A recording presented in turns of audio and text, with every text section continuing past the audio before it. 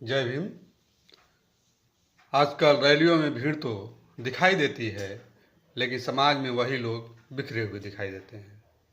सवाल यह नहीं है कि भीड़ कितनी बड़ी हो रही है या लोगों का कितना जमावड़ा हो रहा है। सवाल यह है कि क्या वह भीड़ एक सुदृढ़ निर्भीक समाज का निर्माण करने में सहायक हो पा रही है।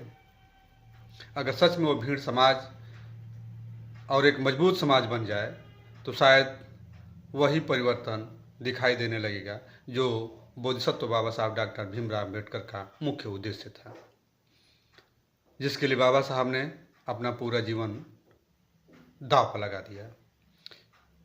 जरा सोचिए कि एक ऐसा बच्चा जिसे स्कूल में बैठने तक जगह नहीं दी गई, जिसे स्कूल में रखे उस घड़े के पानी को छूने की अनुमति नहीं थी, जिसने बचपन से बरिस्टर होने तक यह महसूस कराया गया कि वह इस समाज में बराबरी का अधिकार नहीं रखता है, लेकिन उस बच्चे ने हार नहीं मानी।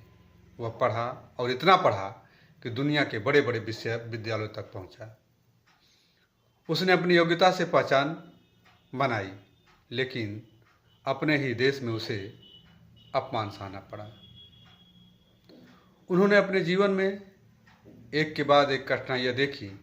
उनकी मेहनत से जुटाई गई पुस्तकें जो कि समुद्र में डूब गई। उन्होंने अपने बच्चों को खोया, अपने पत्नी को खोया, अपने परिवार को खोया, जीवन भर शारीरिक पीड़ा सही, लेकिन जब समाज के लिए खड़े होने की बात आई तो कभी पीछे नहीं हटे। इतना सब होने के बाद भी, सहने के बाद भी कोई व्यक्ति अपने लिए जी सकता था, क्योंकि उसके पास सुख सुविधाएं की कोई कमी नहीं रहती। लेकिन उन्होंने अपने लिए नहीं बल्कि समाज को चुना। उन्होंने चुना, समाज को चुना, उन्होंने शिक्षा को चुना, संगठन को चुना, संघर्ष को चुना। उन्होंने केवल अपने लिए रास्ता नहीं चुना और नहीं बनाया उसको, उन्होंने लाखों करोड़ों वंचित लोगों के लिए रास्ता खोला। उन्होंने युवाओं को पढ़ने का एक अवसर दिखाया, उसको अवसर दिलाया भी और जज्बा भी दिलाया। ऐसे लोगों को आगे बढ़ाया जो आगे चलकर बड़े पर्दों तक पहुँचे। उन्होंने समाज को आवाज़ दी, सोचने की ताकत दी और खड़े होने का साहस दिया। लेकिन एक सवाल यहाँ खड़ा होता है, जब समाज को आगे बढ़ने की बारी आई तो क्या समाज उतना ही मजबूती से